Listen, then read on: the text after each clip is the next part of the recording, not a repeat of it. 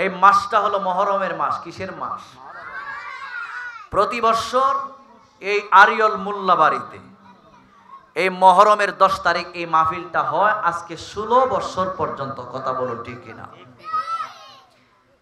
এই মাহফিল অন্যান্য মাহফিলের মতো নয়। আমি প্রায় সময় বলি, আরবি মাসের প্রথম মাসটাই হলো মুহররমের মাস। আর এই মুহররমের 10 তারিখ অনেক ঘটনা ঘটছে,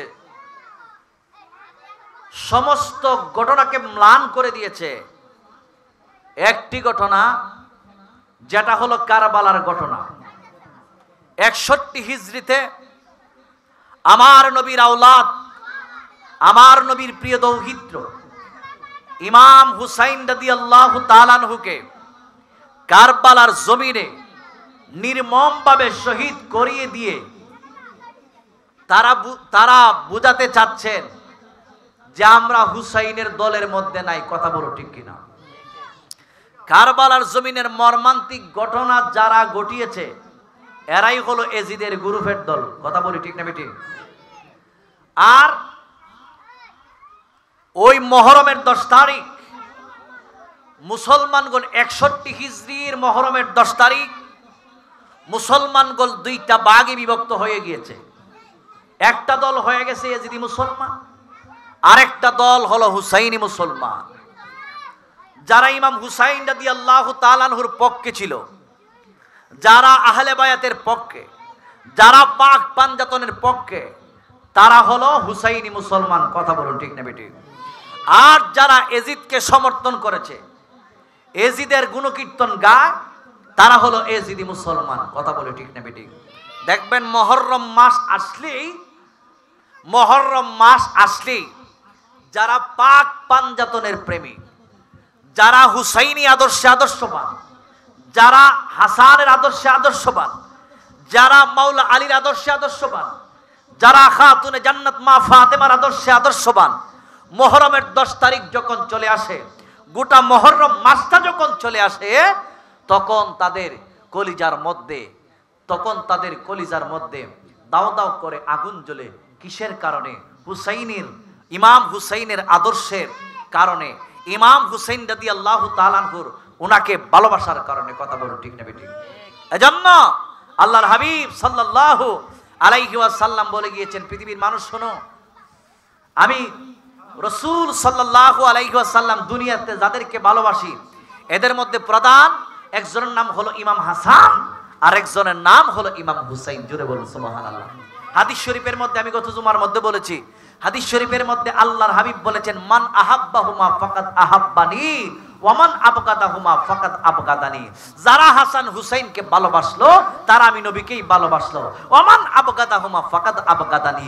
আর যারা হাসান হুসাইনকে ঘৃণা করলো তারা যেন আমি নবীকে ঘৃণা করলো। জুরে বলুন নাউজুবিল্লাহ।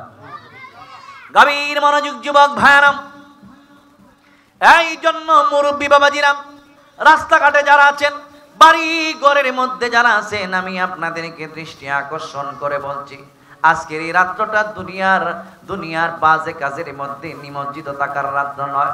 আজকের এই রাত্রটা হলো সুহাদায়ে কারবালার স্মরণের মাহফিল। যাদের কলবের ভিতরে পাক পাঞ্জাতনের মহব্বত আছে, ওই মানুষটা কখনো বাড়ির মধ্যে বসে থাকতে পারে না।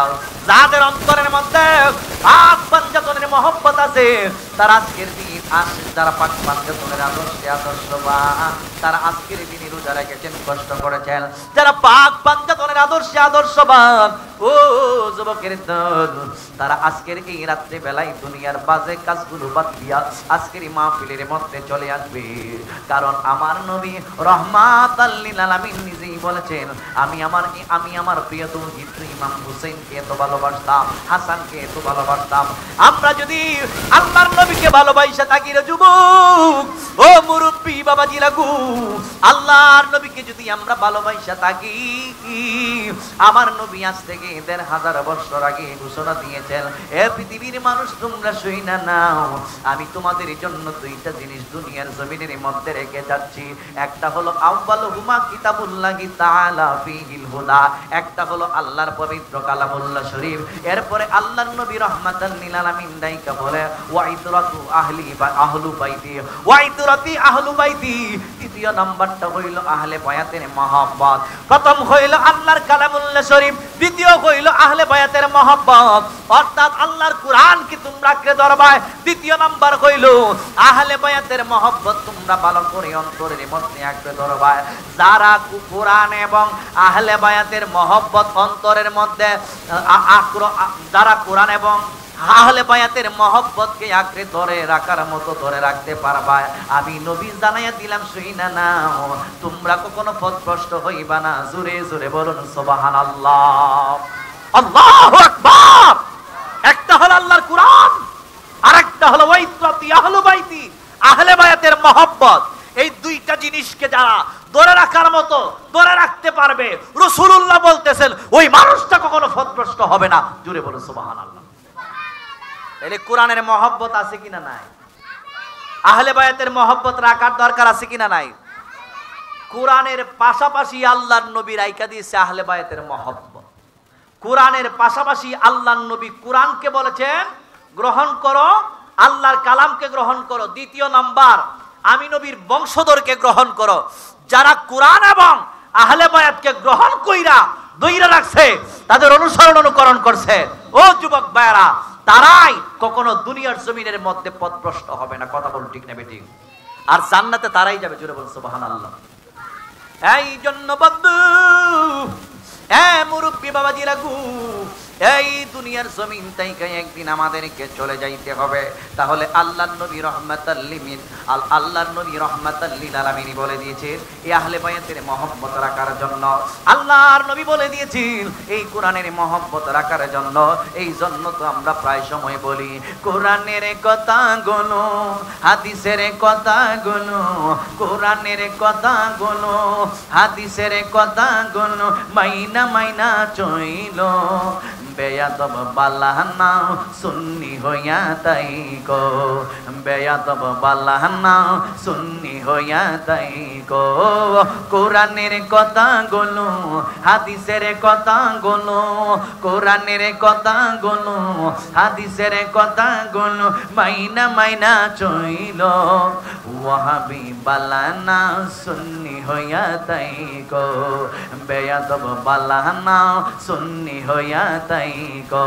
নামাজে রোজাহে ইমান তাজা করিবাই সকলে, ওলি আল্লাহ গাউস কুতুব সবাই নামাজে পড়ে, বাবা সবাই নামাজে পড়ে। নামাজে রোজাহে ইমান তাজা করিবাই সকলে, ওলি আল্লাহ গাউস কুতুব সবাই নামাজে পড়ে, বাবা সবাই নামাজে পড়ে। ওরে জান্নাতেরই চাবি নামাজ, জান্নাতেরই চাবি নামাজ, নবীর প্রেমে পইরো, বেয়াদব বালাহানা সুন্নি হইয়া তাই গো, বেয়াদব বালাহানা। কষ্ট হইতেছে, কষ্ট হইতেছে, সবাই পড়ো। কোরআনের কথাগুলো, হাদিসের কথাগুলো, কোরআনের কথাগুলো, হাদিসের কথাগুলো মাইনা মাইনা চইল, বেয়াদব বালাহানা সুন্নি হইয়া তাই গো, বেয়াদব বালাহানা। গভীর মনোযোগ বন্ধু, যুবক ভাইরা, আল্লাহর নবী রাহমাতাল লিল আলামিন আমাদেরকে বুঝিয়ে গেলেন কোরআনের মহব্বত অন্তরের মধ্যে রাখতে হবে এবং পাক পাঞ্জাতনের মহব্বত আপনি আমি অন্তরের মধ্যে রাখতে হইব। এই দুইটা জিনিস যদি আপনি আমি ভালো কইরা দইরা রাখতে পারি রে বাবা, আমার নবী রাহমাতাল লিল আলামিন ডাইকা বলে ওই মানুষটা কখনো পথভ্রষ্ট হইবে না। এই জন্য যুবক, আল্লাহর নবী রাহমাতাল লিল আলামিন ইমাম হাসান এবং হুসাইন রাদিয়াল্লাহু তাআলা আনহুকে কত ভালোবাসতো। আমার নবী রাহমাতাল লিল আলামিন যখন নামাজের মধ্যে চইলা যাইতেন, আমার নবী ওই মুহূর্তের মধ্যে আমার নবীর গার মুবারকের মধ্যে হাসান হুসাইন দুইটা পাই গিয়া বৈশা যাইতো। আমার নবীকে গুরার মতো সওয়ার করত। আল্লাহর নবীর গর্দান মুবারকের মধ্যে ইমাম হাসান এবং হুসাইন যখন বৈশা যাইতো, আল্লাহ রাব্বুল আলামিন ডাইকা বলতেন, ইয়া রাসূলুল্লাহ, নবী গো, হাসান এবং হুসাইনের যতক্ষণ মনে চায় ততক্ষণ পর্যন্ত হাসান এবং হুসাইন আপনি নবীর গর্দান মুবারকের মধ্যে বৈশা থাকিবে। যখন ওইটা যাইব তখন আপনি নবীর সাজদা তাইকা মাথা উঠাইবেন। জোরে জোরে কি সুবহানাল্লাহ বলা যাবে না? আল্লাহু আকবার, আর জবান খুলে বলুন আল্লাহু আকবার। সেই ইমাম হাসানকে বিষ পান করায়া হত্যা করছে। এরা তো মুসলমান ছিল, হিন্দু মনে ছিল, হিন্দু ছিল, খ্রিস্টান ছিল, অন্য কোন ধর্মের লোক ছিল, কি ছিল? মুসলমান। তারা মুসলমানের ঘরে মুসলমান ছিল। নামাজ কম পড়তো না, রোজাও কম রাখতো না, হজ করত, যাকাত দিত, মাথার মধ্যে ফাগড়িও পড়তো, টুপিও লাগাইতো, ডিলা কুলুপ পায়জামা পাঞ্জাবি সবকিছু ঠিকঠাক ছিল, কিন্তু আহলে বায়াতের মহব্বত তাদের অন্তরের মধ্যে ছিল না, বিদায় তারা জান্নাতে যেতে পারবে না। কথা বলুন ঠিক না বেঠিক? এই জন্য যুবক ভাইরা, ইমাম হুসাইন রাদিয়াল্লাহু তাআলা আনহুকে আল্লাহর হাবিব রাহমাতাল লিল আলামিন ভালোবাসতো, ইমাম হাসান রাদিয়াল্লাহু তাআলা আনহুকে ভালোবাসতো। যাই হোক, ইমাম হাসান রাদিয়াল্লাহু তাআলা আনহুকে বিষ পান করাইয়া হত্যা করছে। ইমাম হুসাইন রাদিয়াল্লাহু তাআলা আনহুকে কারবালার জমিনের মধ্যে হত্যা করেছে। বন্ধুরে আমার, আল্লাহর নবীর প্রিয় দৌহিত্র ইমাম হুসাইন রাদিয়াল্লাহু তাআলা আনহু কারবালার প্রান্তরে শহীদ হয়ে যাইব, এই কথা কিন্তু আমার নবী আগে জানাইয়া দিয়েছেন। এর বাস্তব প্রমাণ ইমাম হুসাইনের আব্বাজান হযরত মাওলা আলী রাদিয়াল্লাহু তাআলা আনহু যখন জঙ্গে সিফফিনের মধ্যে যাওয়া শুরু কইরা দিয়েছে, মাওলা আলী রাদিয়াল্লাহু তাআলা আনহু সিফফিনের যুদ্ধের ময়দানে যাইতেছে। সিফফিনের যুদ্ধের ময়দানে যাওয়ার সময় হযরত মাওলা আলী রাদিয়াল্লাহু তাআলা আনহু একটা জায়গার মধ্যে গিয়ে উপস্থিত হয়ে গেল। ও বন্ধু, ও যুবকের দল, হযরত আলী রাদিয়াল্লাহু তাআলা আনহু একটা জায়গার মধ্যে গিয়ে দাঁড়াইলেন।